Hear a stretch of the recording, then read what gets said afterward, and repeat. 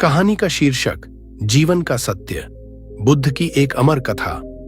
क्या आपने कभी सोचा है कि जीवन में सच्चा सुख क्या है? क्या कभी ऐसा महसूस हुआ है कि मृत्यु का नाम सुनकर मन कांप उठता है? तो आज मैं आपको एक ऐसी प्राचीन कथा सुनाने जा रहा हूं जो आपके हृदय को झकझोर देगी और जीवन का सबसे बड़ा सत्य आपके सामने खोल देगी।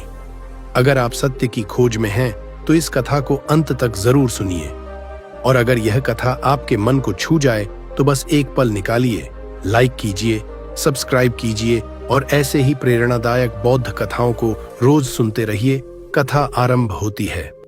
बहुत समय पहले जब धरती पर शांति और ध्यान का युग था, तब एक युवक तथागत गौतम बुद्ध के आश्रम में पहुंचा। उसके चेहरे पर चिंता की रेखाएं थीं और आंखों में एक बेचैनी। वह विनम्र होकर बोला, हे बुद्ध, मेरी उम्र अभी अधिक नहीं, फिर भी मैं हमेशा दुखी रहता हूं। मेरे मन में न जाने कितने प्रश्न उठते हैं। क्या यह दुख जीवन भर मेरा पीछा करेंगे या इनसे मुक्ति का कोई मार्ग भी है? बुद्ध ने शांत मुस्कान के साथ उसकी ओर देखा और कहा, कहां हैं तुम्हारे दुख?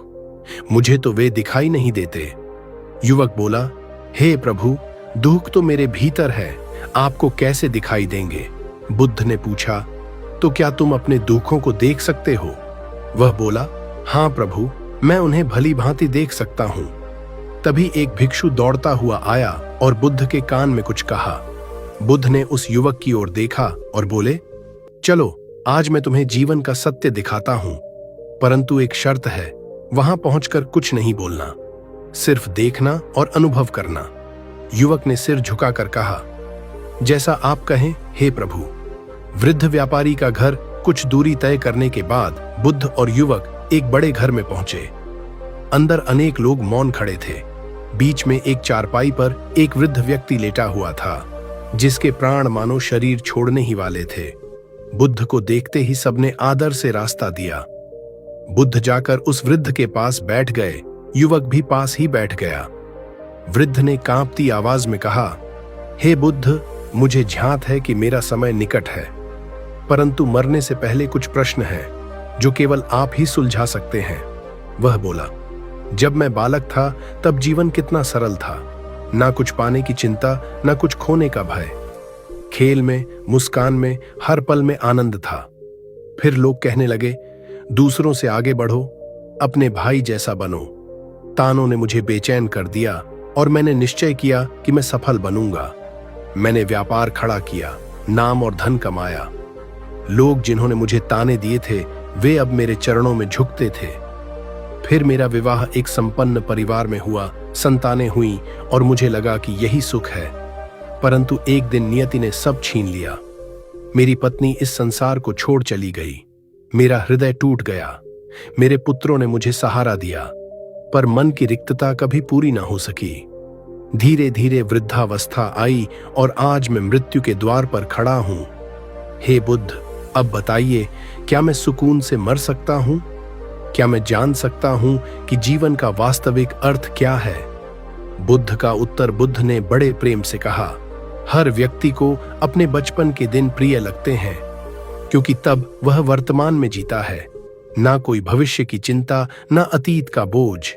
पर जैसे जैसे उम्र बढ़ती है, इच्छाएं, लालसाएं, योजनाएं मन को जकड़ लेती हैं। इंसान या तो कल के लिए दौड़ता रहता है या बीते कल में खोया रहता है और आज खो देता है। यही कारण है कि लोग जीवन जीते हैं पर जीवन को समझ नहीं पाते। तुमने सोचा पहले दुख मिटा लूं, फिर ध्यान करूं, परंतु सत्य यह है कि दुख मिटेगा तभी जब ध्यान प्रारंभ होगा, क्योंकि कल कभी नहीं आता। अब जब मृत्यु समीप है तो यह जान लो, जो कुछ तुमने पाया वह सब यहीं रह जाएगा, तुम्हारे साथ कुछ नहीं जाएगा। इसलिए अपने मन से सारे प्रश्न, सारी इच्छाएं छोड़ दो, खाली हो जाओ, शून्य बन जाओ। और जब मन शून्य हो जाता है तभी ज्ञान का दीप जलता है। जो व्यक्ति खाली होकर मृत्यु को स्वीकार करता है, वही वास्तव में जीवन का पूर्ण अर्थ समझ पाता है। वृद्ध ने आंखें मूंद लीं। चेहरे पर एक शांत मुस्कान उभर आई और उसी शांति में उसने अंतिम सांस ली। युवक का बोध कुछ क्षण मौन रहा। फिर बुद्ध ने युवक से पूछा, क्या अब तुम्हारे प्रश्नों के उत्तर मिल गए?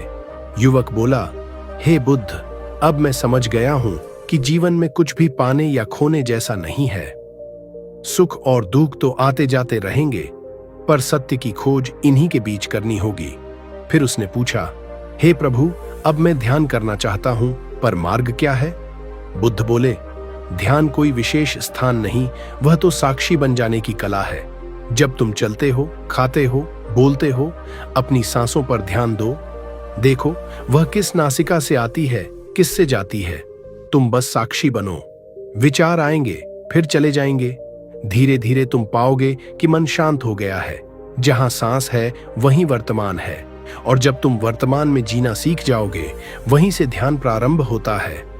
युवक ने नतमस्तक होकर प्रणाम किया। उसके चेहरे पर अब कोई भय नहीं था, बल्कि एक शांति की झलक थी।